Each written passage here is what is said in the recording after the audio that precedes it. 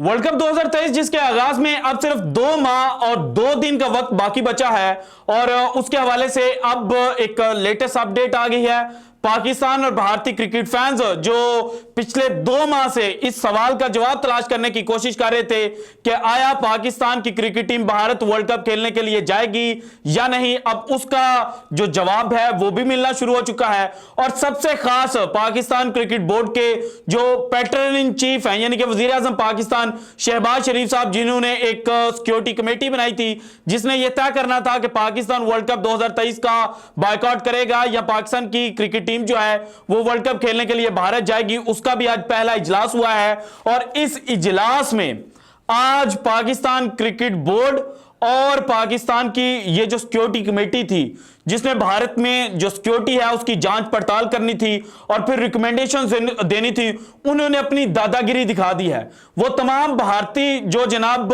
बड़े ठोक कर कमेंट सेक्शन में ये कहते थे ना कि जनाब पाकिस्तान वर्ल्ड कप 2023 का बायकॉट करे, पाकिस्तान जनाब भारत खेलने के लिए ना आए, तो भाईजान अब उनके हाथ में गोल्डन अपॉर्चुनिटी लग चुकी है। वो जनाब अपने जो क्रिकेट बोर्ड है उसको प्रेशराइज करें कि देखें पाकिस्तान ने जो आपसे डिमांड की है ये आप किसी सूरत भी ना माने और आप आईसीसी को कह दें कि जनाब हमें पाकिस्तान की कोई जरूरत नहीं है, तो जनाब अब भारत के हाथ में वो गोल्डन अपॉर्चुनिटी लग चुकी है। लेकिन भारत ने चूंकि वर्ल्ड कप में पाकिस्तान के मैचेस से पैसे कमाने हैं तो वो ऐसा किसी सूरत भी नहीं करेगा, बल्कि आईसीसी के सामने जनाब जो पाकिस्तान की रिकमेंडेशंस होगी उन रिकमेंडेशंस को एक्सेप्ट करेगा और कहेगा कि जनाब जो बिलावल भुट्टो और ज़का अशरफ साहब कह रहे हैं बिल्कुल वैसा ही होगा। सो इस सिक्योरिटी कमेटी की जो मीटिंग थी इसके अंदर क्या कुछ हुआ, वो कौन से पाकिस्तान के वुज़रा थे जिन्होंने भारत जाने की हमायत की, वो कौन से जनाब वुज़रा थे जिन्होंने भारत जाने की मुखालफत की, और एंड पर जो इलामिया आया है वो भारत के लिए किस कदर खतरनाक है, ये सारी डिटेल्स आज की वीडियो में मैंने आपके साथ शेयर करनी है। लेकिन सबसे पहले जनाब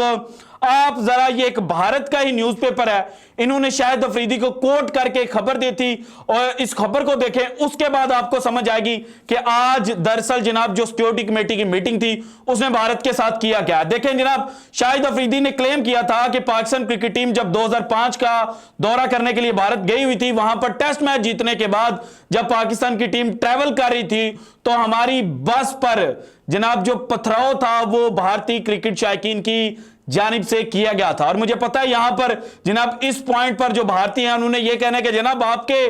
जनाब पाकिस्तान में तो श्रीलंका की जो टीम थी उस पर जनाब गोलियों से हमला किया गया था, तो भाईजान वो दहशतगर्द थे, वो क्रिकेट शायकीन नहीं थे। और आपके क्रिकेट शायकीन एक मैच हारने पर जो मुखालिफ टीम होती है उस पर पथराव शुरू कर देते हैं। इसके बाद जनाब एक और जो खबर है वो इंडिया टुडे कोट करके लिख रहा है, ये लिखते हैं pitch digging to snake charmers times when Pak cricket team toward India. इन्होंने जनाब 1991 से लेके जो रिसेंट पाकिस्तान और भारत की सीरीज हुई थी उसका सारा कच्चा चटा खोल कर रख दिया और कहा कि जनाब पाकिस्तान जब भी भारत में खेलने के लिए आया तो भारत के जो जनाब हिंदुत्व नजरिया फैलाने वाले हैं, जो बीजेपी के संगती समझे जाते हैं, यानी कि जो शिवसेना है वो किस तरह से पाकिस्तान को थ्रेटन करता रहा, उसके एक एक इवेंट को इन्होंने कहा कि जनाब 2008 से पहले 1991 की बात की जाए, क्योंकि 2008 की मुंबई अटैक्स की बात करते हैं ना इंडियंस, तो 1991 में विखंडे की जो पिच थी वो उखाड़ी थी भारतीयों ने, टूर कैंसिल हुआ। 1992, 1993 ये अगेन आप साथ चलते हुए देख रहे हैं कि जनाब इंडिया की जो न्यूज़पेपर है उसने ये खबर दी है। इसके बाद जनाब आ जाए कि बीबीसी क्या लिखता है, Shiv Sena attack derails India Pakistan cricket talks. 2014-15 में पाकिस्तान क्रिकेट बोर्ड के जो कुछ बड़े थे वो भारत में गए थे और उस वक्त जो भारत की शिवसेना जमात है जो बीजेपी की राइट हैंड भी समझी जाती है और हिंदुत्व को ये बीजेपी से भी ज्यादा प्रोपेगेट करते हैं, तो भाईजान उन्होंने जो भारतीय क्रिकेट बोर्ड है उस पर हमले करने शुरू कर दिए थे और उसकी वजह से पाकिस्तान क्रिकेट बोर्ड के जो बड़े थे ना उनको मीटिंग का टाइम देने की बजाय कहा गया था कि भाईजान आप अपने मुल्क में वापस चले जाएं। और उसके बाद जनाब जो इनके राजीव शुक्ला थे उन्होंने सारी बातें खोल कर रखी थी। राजीव शुक्ला ने लिखा था,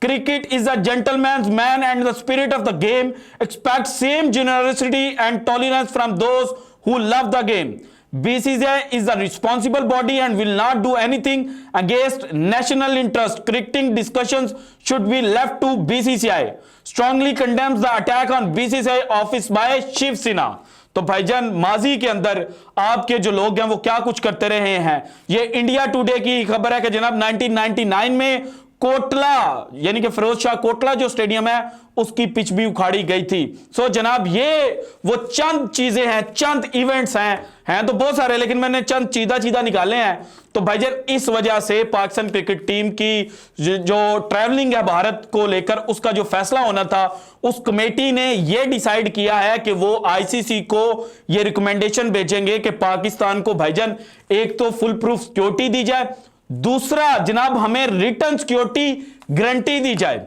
अब ये जो स्टेटमेंट है ना, रिटर्न सिक्योरिटी गारंटी, ये कई चीजों को अपने अंदर समोए हुए है, क्योंकि भारत जब रिटर्न सिक्योरिटी गारंटी देगा तो उसके बाद पाकिस्तान के पास किसी किस्म का कोई जवाब नहीं बचेगा कि वो वर्ल्ड कप 2023 का बायकॉट करे। और अगर रिटर्न सिक्योरिटी गारंटी के बाद पाकिस्तान बायकॉट करेगा तो फिर पाकिस्तान पर कुछ जनाब जो आईसीसी है वो पाबंदियां भी लगा सकता है, पाकिस्तान को रेवेन्यू से भी हाथ धोना पड़ सकता है। लेकिन उसके बाद चैंपियंस ट्रॉफी 2025 जो पाकिस्तान में होनी है, उस पर भी फिर जनाब जो पाकिस्तान रिटर्न सिक्योरिटी गारंटी देगा ना भारत को, तो उसके बाद भारत भी बायकॉट नहीं कर पाएगा। तो ये जो सारे आपको चूरन भेजते थे ना कि भाईजान देखिए पाकिस्तान की क्या मजाल है, पाकिस्तान कौन होता है हमारे सामने आंखें दिखाने वाला, हमारे सामने खड़े होने वाला, तो भाईजान अब पाकिस्तान जो है उसने भारत को कर दिखाया और अपनी दादागिरी दिखाते हुए कहा कि बेटा तुम बेटे हो,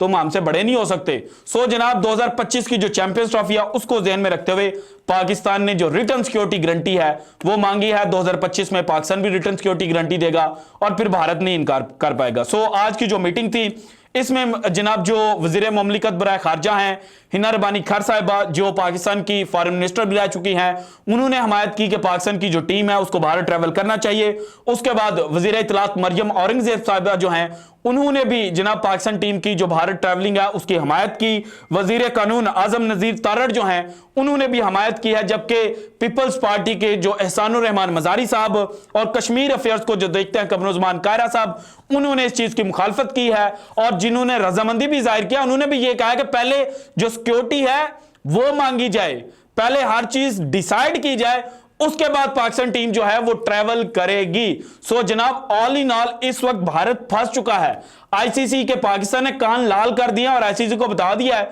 कि भाईजान हमारे पास पैसे थोड़े होंगे। और मुझे पता है भारतीयों ने भी ये भी कहना है कि आटे की लाइन में जाके लगो पैसे आटा लेने के लिए। तो भाईजान हमारे पास आटा थोड़ा है, पैसे थोड़े हैं, लेकिन हमारे में गैरत है। अब आप में गैरत है तो आप कहेंगे जनाब आईसीसी को कि हम नहीं सिक्योरिटी दे रहे, पाकिस्तान को बोलो को अपने घर में रहे, लेकिन आप ऐसा नहीं कर पाओगे क्योंकि पाकिस्तान के जो एक मैच है पाकिस्तान इंडिया का शेड्यूल्ड, उसके 10 सेकंड का जो एड रेटिंग चल रही है वो 30 लाख है, जबकि एवरेज जो वर्ल्ड कप के दिनों में बाकी मैचेस हैं उनमें 30 सेकंड का जो एड है उसकी कीमत है सिर्फ 7 लाख। तो यहीं से पता चल जाता है कि जनाब पैसा किस मैच ने कमा कर देना है। और चूंकि भारत चाहता है कि पैसे कमाए जाएं, पहले ही जनाब उन्होंने इंडियन गवर्नमेंट को बीसीसीआई ने अच्छा खासा जो टैक्स है 994 करोड़ के करीब वो भी जनाब देना है, तो आखिर कमाना भी तो है कहीं से, तो कमाना उन्होंने पाकिस्तान के नाम से है, पाकिस्तान को बेचकर है। सो जनाब इसलिए भारत अब अपना ही जो चक्रव्यूह था ना जो पाकिस्तान को फंसाने के लिए उन्होंने जनाब